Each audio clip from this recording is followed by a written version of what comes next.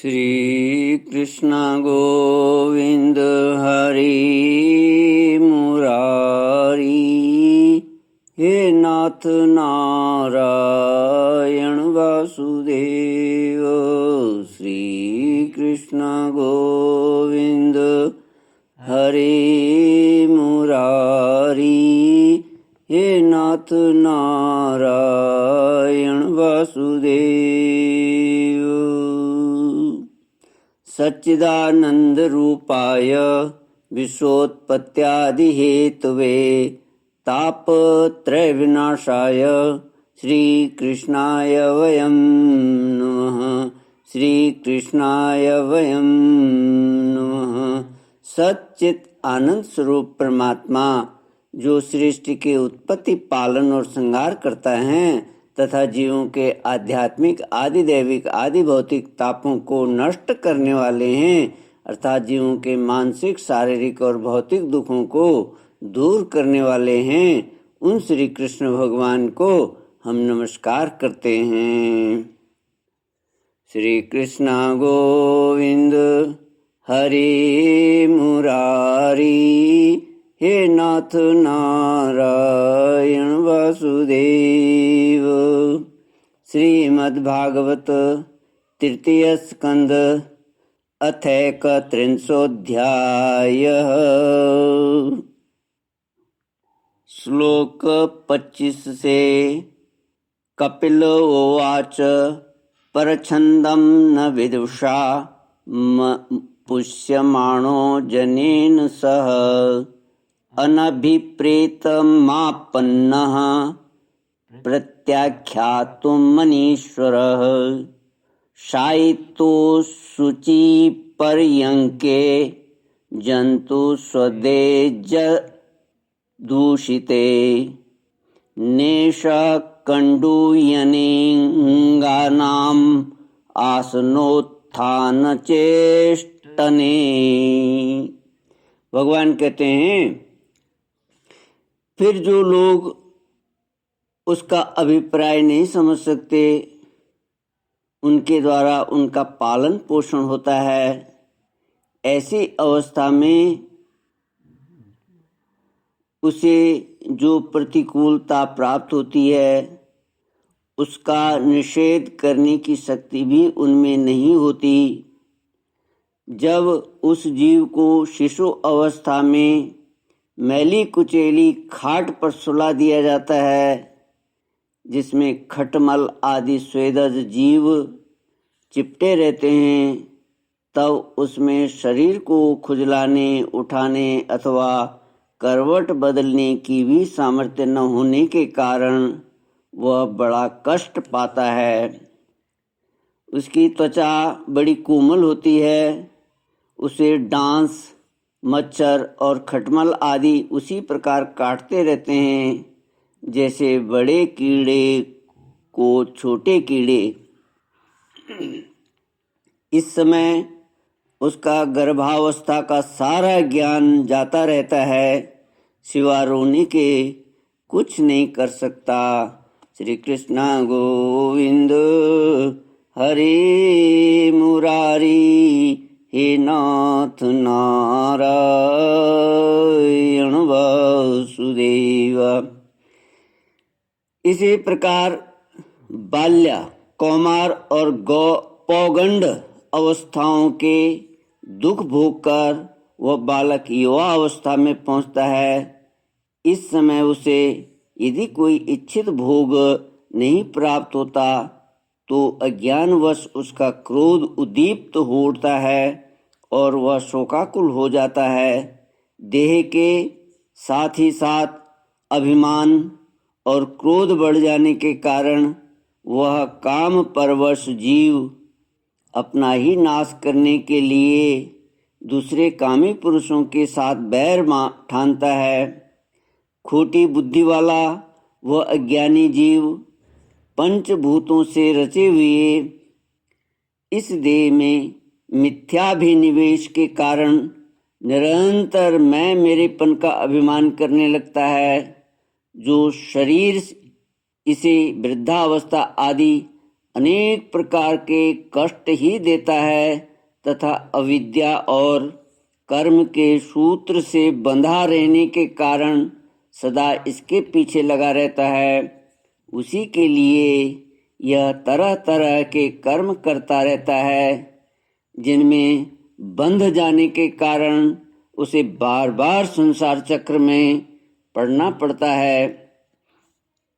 सन्मार्ग में चलते हुए यदि इसका किन्हीं जिह्वा और उपस्थेंद्रिय के भोगों में लगे हुए विषयी पुरुषों से समागम हो जाता है और यह उनमें आस्था करके उन्हीं का अनुगमन करने लगता है, तो पहले के समान ही फिर नारकी योनि में पड़ता है, जिनके संग से इसके सत्य, शौच, बाहर भीतर की पवित्रता, दया, वाणी का संयम, बुद्धि, धन संपत्ति, लज्जा, यश, क्षमा, मन और इंद्रियों का संयम तथा ऐश्वर्य आदि सभी सद्गुण नष्ट हो जाते हैं। उन अत्यंत शोचनीय स्त्रियों के क्रीड़ा मृग खिलौना, अशांत, मूढ़ और देहात्मदर्शी असत पुरुषों का संग कभी नहीं करना चाहिए, क्योंकि इस जीव को किसी और का संग करने से ऐसा मोह और बंधन नहीं होता जैसा स्त्री और स्त्रियों के संगियों का संग करने से होता है। एक बार अपनी पुत्री सरस्वती को देखकर ब्रह्मा जी भी उसके रूप लावण्य से मोहित हो गए थे और उसके मृगी रूप होकर भागने पर उसके पीछे निर्लज्जता पूर्वक मृग रूप होकर दौड़ने लगे। उन्हीं ब्रह्मा जी ने मरीचि आदि प्रजापतियों की तथा मरीचि आदि ने कश्यप आदि की और कश्यप आदि ने देव, मनुष्य आदि प्राणियों की सृष्टि की। अतः इनमें एक ऋषि प्रवर नारायण को छोड़कर ऐसा कौन पुरुष हो सकता है जिसकी बुद्धि स्त्री रूपिणी माया से मोहित न हो। अहो, मेरी इस स्त्री रूपिणी माया का बल तो देखो, जो अपने भ्रुकुटी विलास मात्र से बड़े बड़े दिग्विजयी वीरों को पैरों से कुचल देती है। जो पुरुष योग के परम पद पर आरूढ़ होना चाहता हो अथवा जिसे मेरी सेवा के प्रभाव से आत्मा अनात्मा का विवेक हो गया हो, वह स्त्रियों का संग कभी न करे, क्योंकि उन्हें ऐसे पुरुष के लिए नरक का खुला द्वार बताया गया है। भगवान की रची हुई यह जो स्त्री रूपिणी माया धीरे धीरे सेवा आदि के मिस से